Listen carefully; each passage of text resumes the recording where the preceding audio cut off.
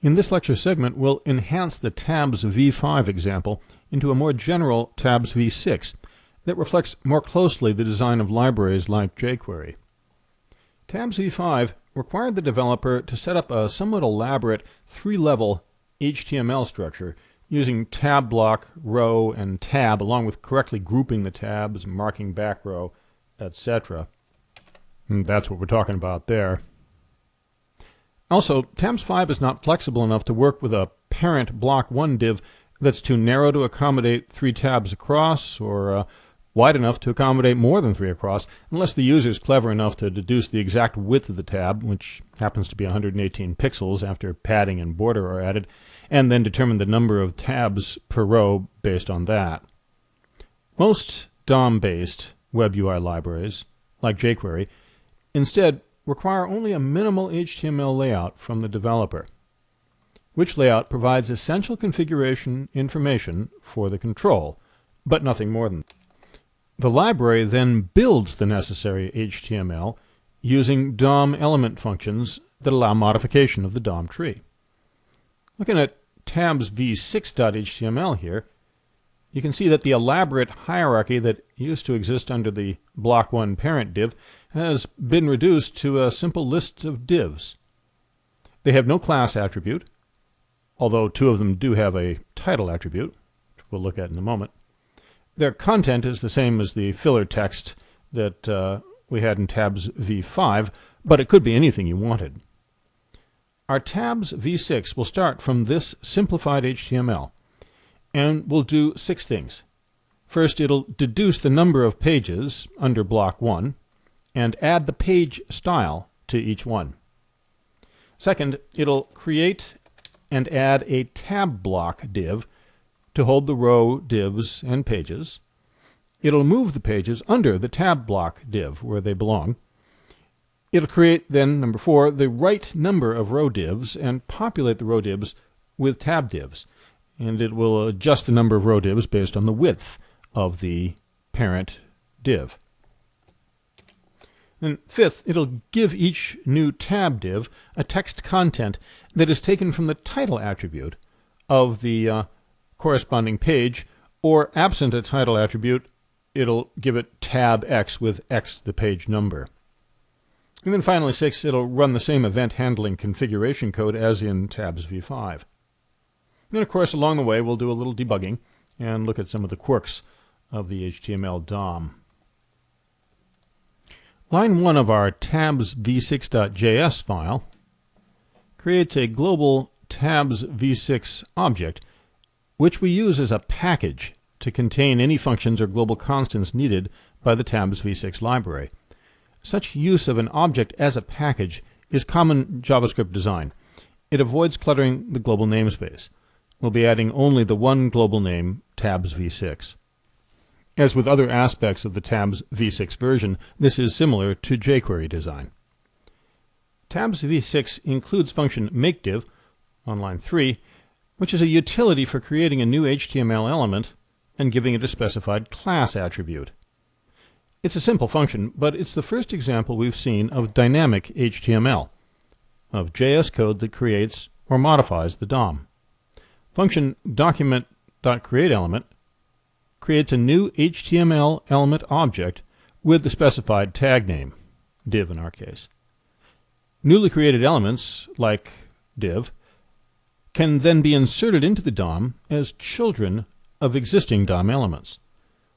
We'll use makeDiv to create new tab block, row, and tab elements.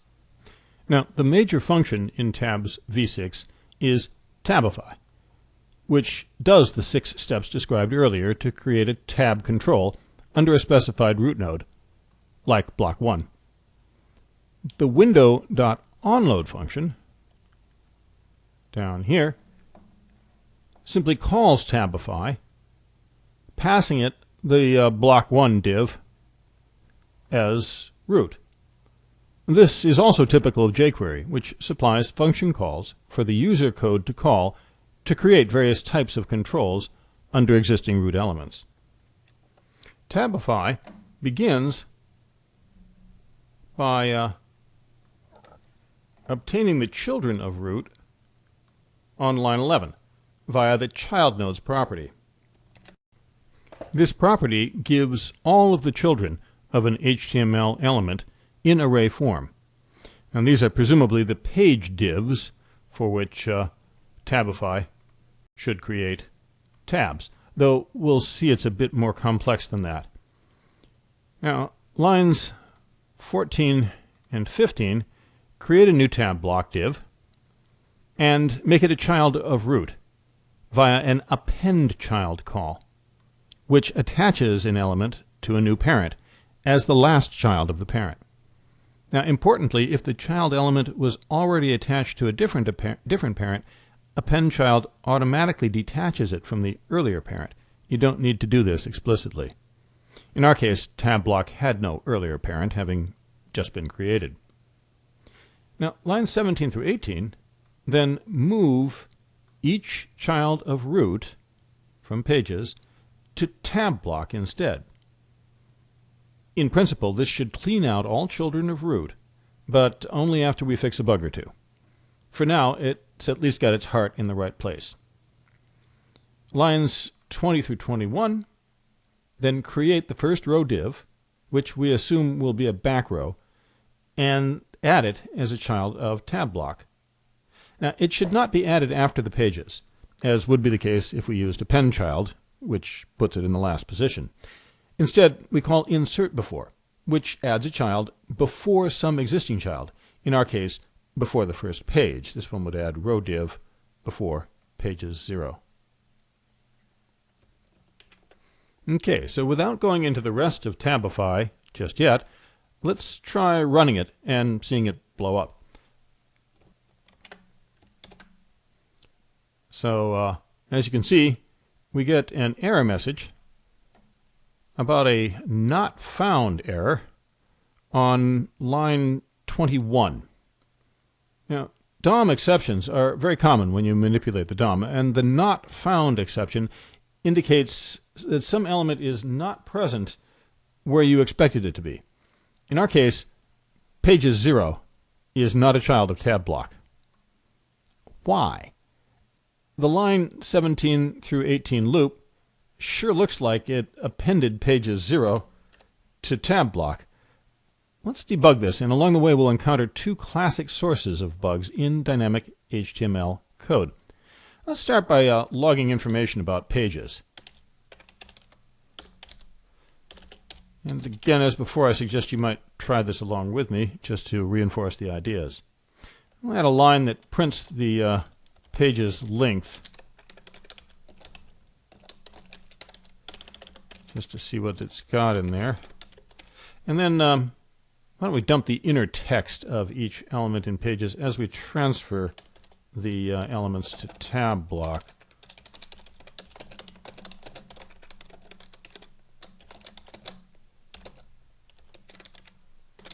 Thus. Okay.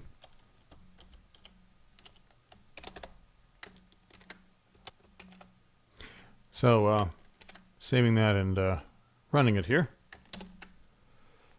That's interesting. First of all, the output is baffling in two respects. We have a page's length of 14, and yet the loop only executes, as you can see, 7 times before it terminates, and then we get the not found error. So what's going on? Two things.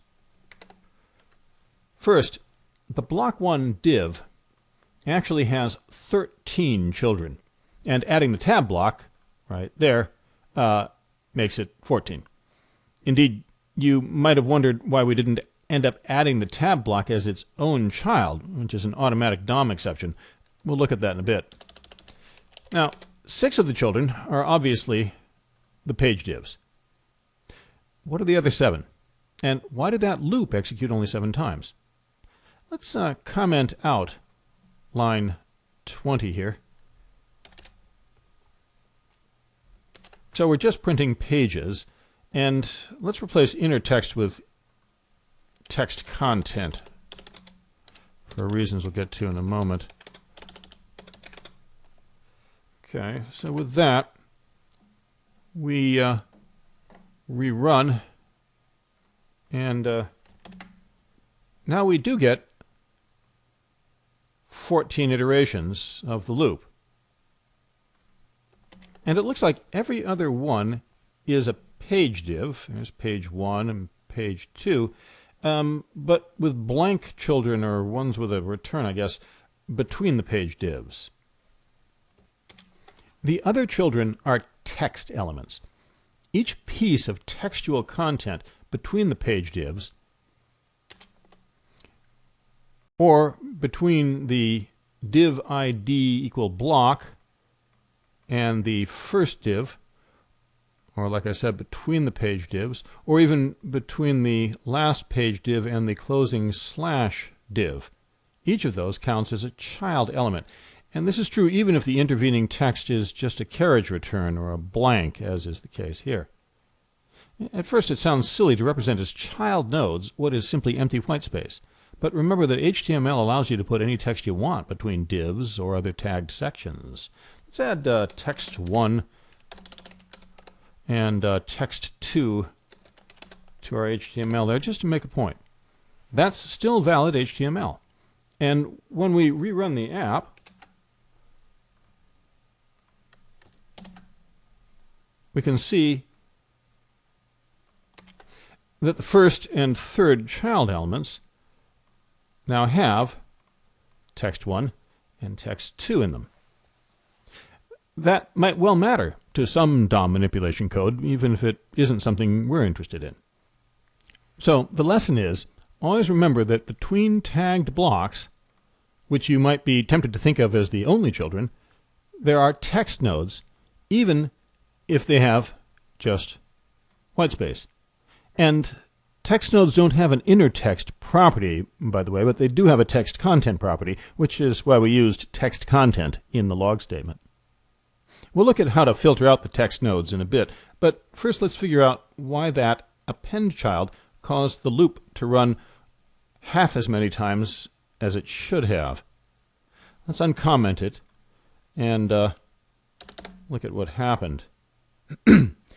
For better or worse, the DOM spec requires that element objects and arrays like child nodes change their content automatically as the DOM is changed. So for instance, the first append child call on line 20 here removed one of the text node, in fact, children, from root. And pages instantly reflected that change. So pages 0 was dropped from pages, since it's no longer a child of root, and it reduced pages length to 13. Now, the local variable p still advanced to 1, but pages 1 now holds what was pages 2. And after the second append child, pages 1 is removed, reducing the length of pages to 12. And so it goes, with the loop ultimately stopping after 7 iterations with p equal to 7 and pages length equal to 7. So think this through, and here's question 1 for you. Is it the text nodes then that get appended to tab block, or a mixture of text nodes and page divs? Or is it just the page divs? Trace the logic carefully. Coming back from a pause there, it's just the text nodes. The loop neatly skips over all the page divs in pages and also skips the final element of pages. And question 2, what would be the final element of pages? Again, coming back from a pause there, it's tab block, since line 15 causes pages to instantly add a 14th element pointing to tab block. And then question 3, why did line 24 fail? Didn't pages 0 get appended to tab block, even if the next element was skipped? And again, coming back from a pause, the original pages 0 did get appended, but then it was dropped from pages, and the original pages 1, actually the first page div, took its place. And thus the current pages 0 is not a child of tab block. So is this confusing? Yeah, you bet it is. But if you reason it out carefully, and always remember that any object or array representing HTML DOM state can change properties or values right out from under you, then you'll be okay. The designers of the DOM probably thought they were being very clever, but in fact, well-designed GUI systems usually don't do this sort of dynamic object update. It's just too bug-prone.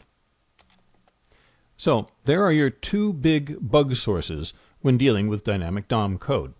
First, child nodes include intervening text nodes between tag blocks. And second, objects change dynamically to reflect new DOM state. Now in the next lecture segment, we'll fix the bugs.